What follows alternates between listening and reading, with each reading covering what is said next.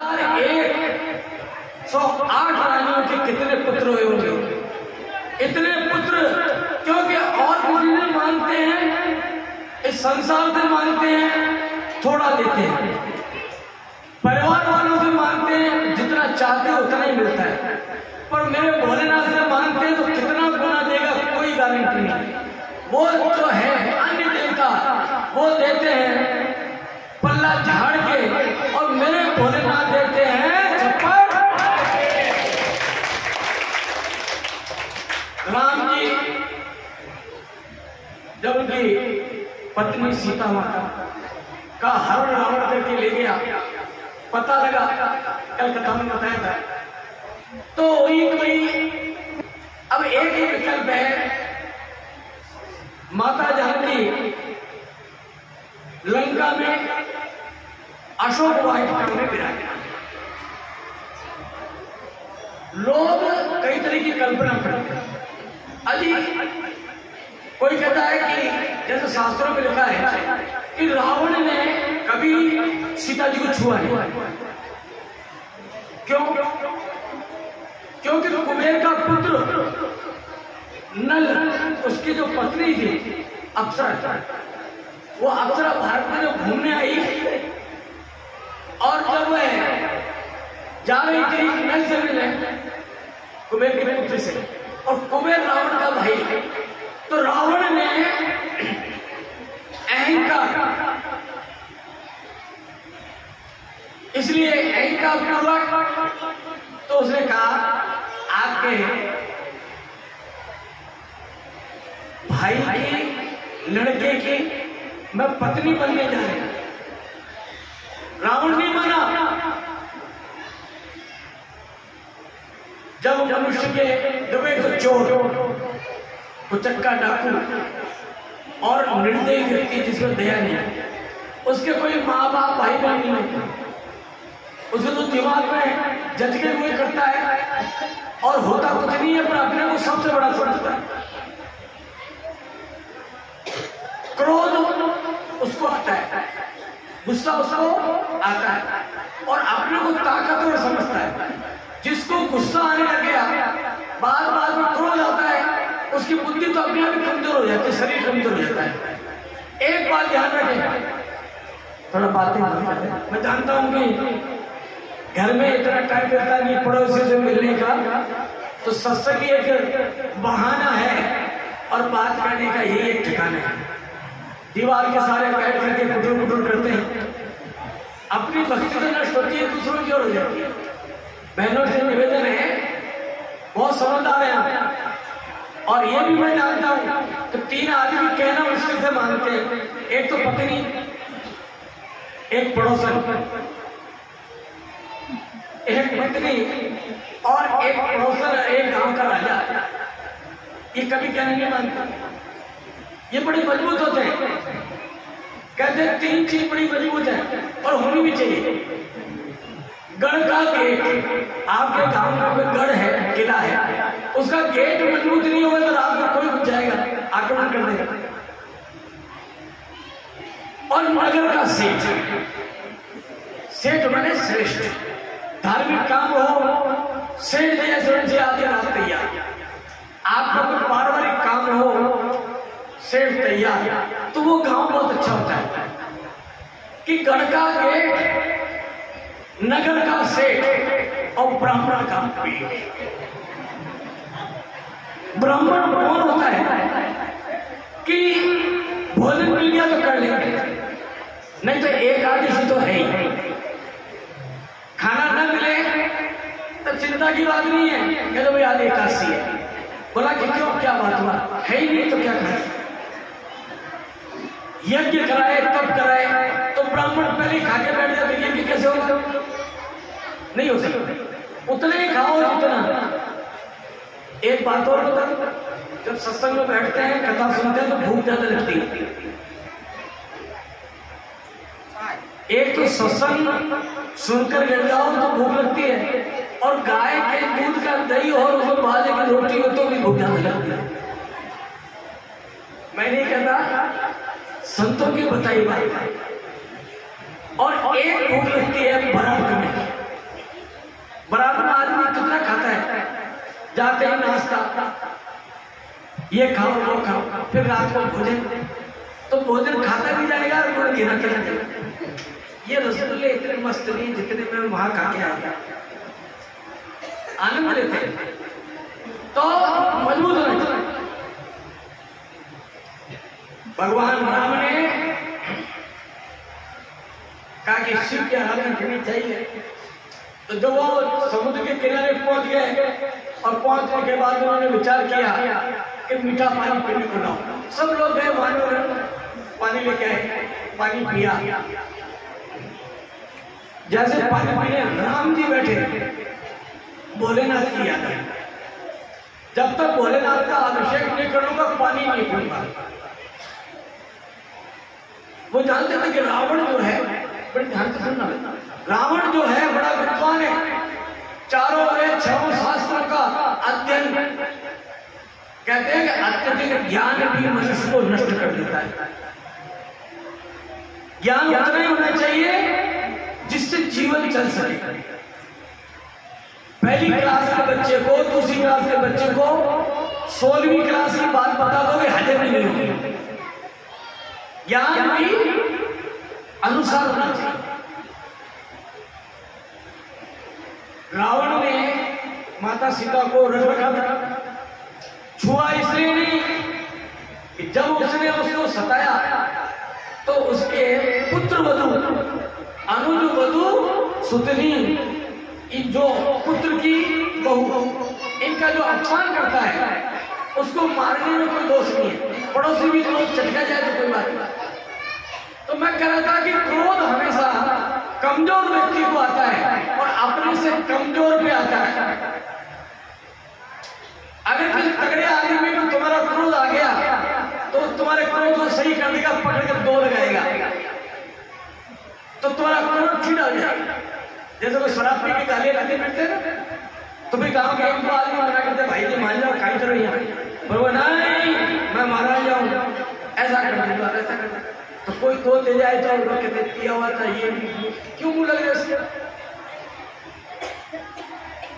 इसलिए वाणी बड़ा सही कि ऐसी ऐसी वाणी बोलिए मन का आपा खोए, और को शीतल करे आप ही शीतल होए।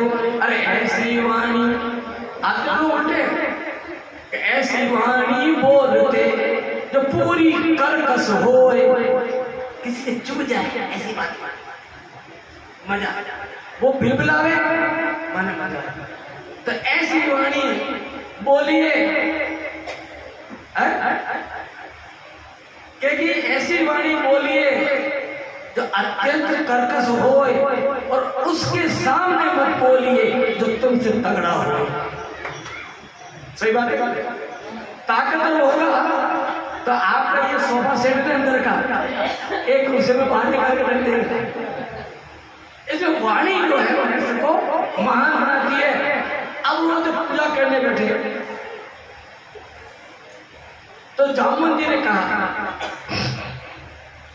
महाराज आसपास में कोई पंडित नहीं है, पंडित एक और गुण उसमें अनेक, श्रेष्ठ पंडित है, उसके समान कोई पूजा करने वाला पंडित नहीं है। उसको यदि बुलाया जाए तो यज्ञ तो इतना शानदार हो, शिव जी का अभिषेक कि राम जी का काम जो लंका पर विजय करना है, माता सीता को ससम्मान लाना हो जाएगा। तो बोला दुविधा क्या है कि वो पंडित है रावण। हनुमान जी बोले मूर्ख है, रावण ने सीता को चुराया, वो हमारा दुश्मन पार्टी का है, वो हमारे लिए यज्ञ करेगा और यज्ञ करा करके अभिषेक करा करके हमको आशीर्वाद देगा। वो अपने पैर को पुराने क्यों मानेगा? ये कार्य संभव नहीं है। जामुन का ऐसा नहीं है।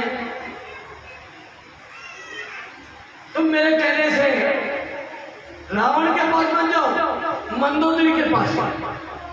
यदि मंदोदरी चाहेगी तो रावण को तैयार कर लेगी, क्योंकि मंदोदरी भगवान विष्णु की भक्त है, अनन्य।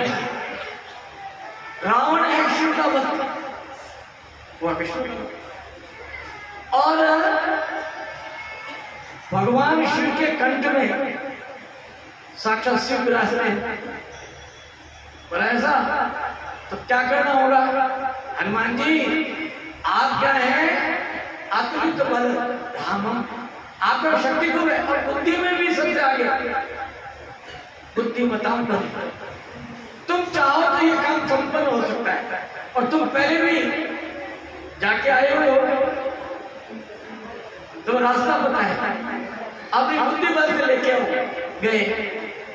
जैसे ही गए अब प्रणाम किया, माता प्रणाम, मन तो नहीं निकाले। अच्छा अब क्या आए हो?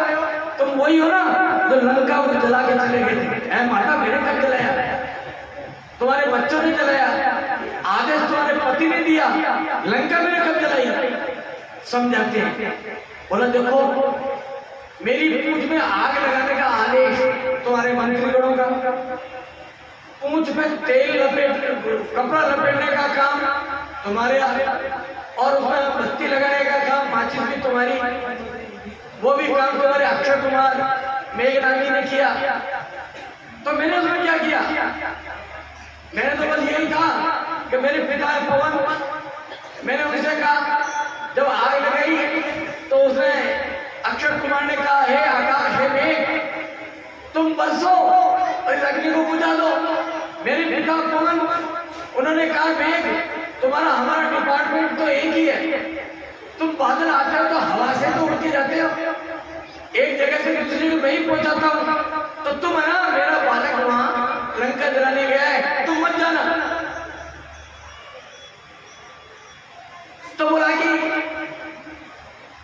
बादल का काम तो यही होगा, हम जाएंगे फायर ब्रिगेड बन करके पानी के टैंकर आग बुझाने के लिए, पर उस टैंकर में पानी नहीं होगा, पेट्रोल होगा। आग लगा देंगे, सहायता करेंगे, वो भी करने वाले तुम्हारे। मैं तो एक मूक दर्शक था। बोला आग लगाने वाला तुम्हारे हृदय में अंदर है, जो सामने तुमको दिख रहा हूं ये तो छोटा सा बंदर है। तो बंदर जो देखो गणेश महाराज को गौरी पुत्र को शंकर के पुत्र को बड़ा खुश होते, शिवनंदन को खुश होते, वो ये नहीं चाहते मुझे। ऐसे ही राम भक्त कहते तो हनुमान जी खुश होते, और हनुमान जी कहते हनुमान जी खुश नहीं होते। जब हनुमान जी लंका जलाने गए थे, एक छोटी सी बात याद आई, तो उनको कहा अरे हनुमान जी महाराज आपने तो बहुत बड़े, आप ही करो जाओ लंका जला के आओ, ये लंका जाओ और माता सीता का पता लगा के लाओ। हनुमान जी तैयारी नहीं, कहा तुम साध रहे हो करवाना।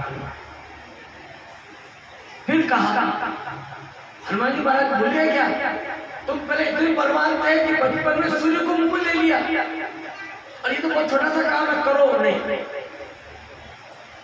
अंत में जामवंती ने कहा कि तुम्हारा तो अवतार ही राम के काम के लिए हुआ है। सो हनुमान जी खड़े हुए, बोल क्या करना है? जय मेरी चरण देव हनुमंता चले उस जिस पर्वत पर खड़े थे पूरा का पूरा समुद्र धस गया, लहरें आने लगी। कब तुमको तो रावण के टुकड़े करके ले आऊं, को तो पूरी लंका को उठा के ले आऊं।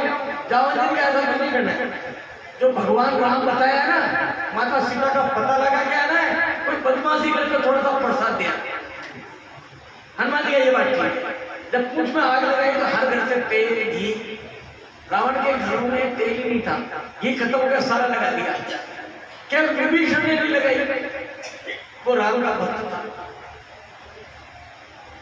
हनुमान जी कहते रामायुक्त अंकित ग्रह सोवा मरण जाए, नव तुलसी का परम है देख हर।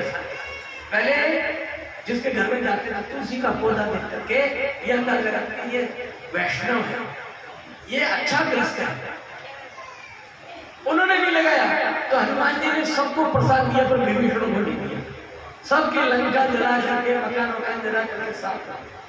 तो जो आज भी कोई काम करे, क्या कोई कह रहा तुम्हें बड़े अच्छे गुण है, तुम बहुत अच्छे हो, और वो बच्चा जो कहे ये मेरे माता पिता के अच्छी बात है, माँ का मम्मी पापा तो पढ़े ना पढ़े हुए मेरे पास। जो बच्चे, जो माता पिता अपने बच्चों को पढ़ाने में, योग्य बनाने में उसको इतना योग्य बना देते हैं तो वो बड़े होकर के वो पापा को अयोग्य ठहरा देते, मम्मी पापा ने मदद किया ही नहीं, कुछ नहीं। इसलिए उतना ही पढ़ाओ, उतना ही ज्ञान दो जिससे परिवार अच्छा रहे, वो भी अच्छा रहे। राज्य में जाओ, हनुमान जी पहुंच गए। अब उन्होंने जाकर के मंदोदरी से कहा एक काम करो, मैं एक काम से आया। बोला क्या? कि हमें पंडित की आवश्यकता है। और वो रावण का, मैं भी जानता हूँ इस क्षेत्र में रावण के समान कोई भी विद्वान नहीं, परंतु वो मेरा पति है, मैं जानती हूँ जिद्दी है, वो नहीं जाएगा।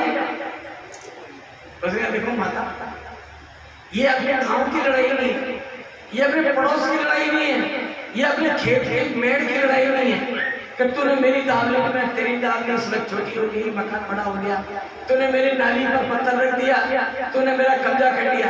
ये एक असत्य पर सत्य की विजय की बात, और तुम्हें साथ देना चाहिए तो बात को बराबर तुम कहती तो पूछ क्या किया। और उन्होंने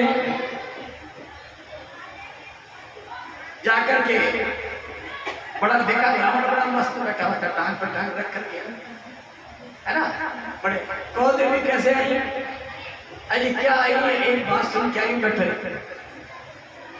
अच्छा खाना खा लिया कि रावण अभी भी खाना खा, पानी थोड़ी सिकंजी ले, ऐसा मूड बने। हमारी माता जी ने बहुत चतुर होती, तो मैं कल परसों बताया था, अपने काम कराना होता ना तो बढ़िया परोसना करके फिर धीरे से किसका क्या बोला कि मैं एक सुन के आई हूं, तुम पंडित तो नहीं। किसने कह दिया? अरे रावण हो, रावण बोला जब सुन के आई कि तुम पंडित नहीं हो। अरे पंडित जी तो उसको कहते हैं जो दूसरों के जावे, नावण करावे, यज्ञ करावे, पूजन करावे, वही भोजन पावे और फिर दक्षिणा लेके घर आवे। ऐसा कभी किया तुमने? अरे बावली, तेरे पास कौन सी चीज की कमी है? मेरे पास राज्य, सोना, चांदी, सब चीज है, फिर तुझे ये क्या जरूरी पड़ गई कि मैं जाऊं किसी के यज्ञ कराऊं और फिर दक्षिणा लेके आऊं? बोला मैंने पता नहीं, मैंने तो सुना ये है कि तुम पंडित। तभी उसने कहा अरे मैं पंडित हूं, इतना बड़ा पंडित हूं, मेरे नाम से कामते यजमान के हाथ में ढीले हो जाएंगे। इतना बड़ा पंडित आया कि मैं कुछ पता नहीं है। आप यदि कहीं जाकर के तुमने सीखा है पंडित हो तो पांडित्य कर्म करो, लोगों के भले का काम करो, जाओ तो मैं मानूंगी। बोला मुझसे कौन पाठ कराएगा, कौन पूजन कराएगा? बोला देखो कितनी अच्छी बात है, शिव का अभिषेक कराना है। बोला बहुत अच्छी बात है, ये तो मुझे आता है, रोज पूजा करता हूँ और एक एक अभिषेक चढ़ाइए मेरे भगवान को। और तुम्हें कर्म कांड के साथ साथ क्या करना है? एक व्यक्ति है, मना मत करना तो नाम बताओ, वो एक ही यजमान ऐसा है तुम एक बार पहले पूजन करा चुका, पर अभी तुम नहीं जाओ। अरे बता तो सही, राम जी, उधर राम ने मुझे बुलाया। रावण ने सोचा भगवान को देखने का अवसर मिलेगा। बोला देखो मैं ऐसा पंडित नहीं हूं, जब यज्ञ होता है, पूजन होता है तो पत्नी साथ होनी चाहिए, और पत्नी है लंका में, तो मैं ऐसा पाप नहीं करूंगा। अगर तुम चाहो कि मैं अच्छा काम करूं तो आप एक काम करो कि जल्दी से यज्ञ में पति, अरे पंडित लोग सब तरकीब निकाल लेते हैं, पति नहीं हो तो पान पर सुपारी रख के पूजन करवा लेते हैं, सोने की मूर्ति बना के रख करके पूजन करा लेते हैं, कोई ना कोई तरकीब निकाल लेते हैं। आप भी निकाल लेना, कि नहीं मुझसे ये नहीं होगा। तो बोला भाई एक बात करो, सीता जी को मैं लेके जाऊंगी, सीता जी को लेकर मैं जाऊंगी, आप हनुमान जी के साथ जाओ और अभिषेक पूरा करो। रावण ने कहा जहां लड़ाई की बात है वहां मैं रावण वो राम है, परंतु धर्म की बात है, विजय की बात है, तो मैं फिर एक पंडित हूं, इसलिए ऐसी तो बात ही नहीं है, तुम लेके चलो मैं जाता हूं। आके हनुमान जी को कहा तैयार हो गए। हनुमान जी लेकर के रावण को आए हैं, इधर से सीता माता को लेकर के पूजा का समय निकला जा रहा था। उनका भी जल्दी से शिव जी का विग्रह बनाइए, शिवलिंग लाइए।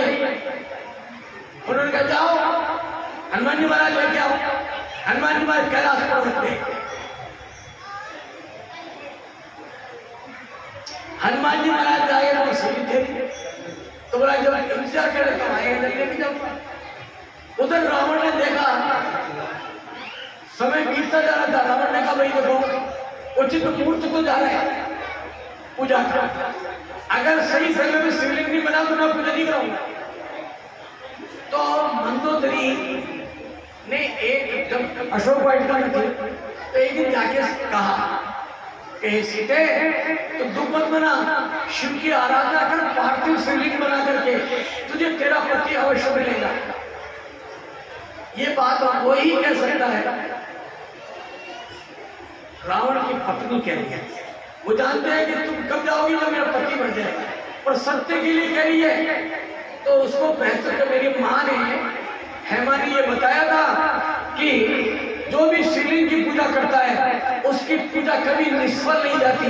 कितना भी बड़ा पाप हो, कितना भी बड़ा संकट हो, शिवलिंग की पूजा से, पार्थिव शिवलिंग की पूजा से पूर्ण हो जाती है। तो पूजा कर, सीता जी खुश। अब वो आ गई साथ में, तो जब मूर्त निकल रहा था तो तुरंत मंदोदरी ने कहा सीते मौका मत चूक, समुद्र में जा, मिट्टी निकाल कर ला और एक शिवलिंग बना पूजा कर,